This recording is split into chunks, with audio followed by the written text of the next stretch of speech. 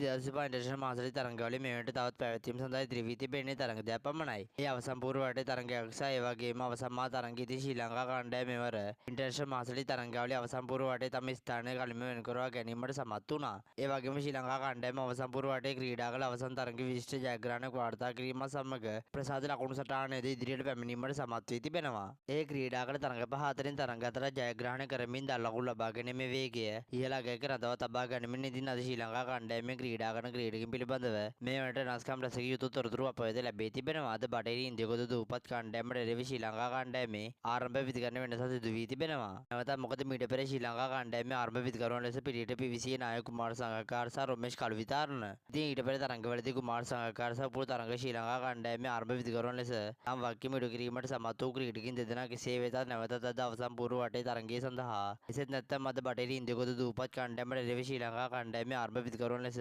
කුමාර සංගක්කාර සහ උපුල් තරඟ ක්‍රීඩා කිරීම නියමිත බවට තොරතුරු වාර්තා වී තිබෙනවා. ඒ අනුව අද ශ්‍රී ලංකා කණ්ඩායමේ ක්‍රීඩා කරන ක්‍රීඩකින් 11 දෙනා සඳහන් වී තිබෙන්නේ මේ ආකාරයට. ශ්‍රී ලංකා කණ්ඩායමේ නායක ලෙස සුපුරුදු පරිදි කුමාර සංගක්කාර, උපුල් තරංග, අසේල ගුණරත්න, තින්තක ජයසිංහ, ලහිරු තිරිමාන්න, ජීවන් මෙන්ඩිස්, චතුරංග ද සිල්වා, ඉසුරු උදාන, සීකුගේ ප්‍රසන්න, සුරංග ලක්මාල් සහ නුවන් ප්‍රදීප් යන ක්‍රීඩකින්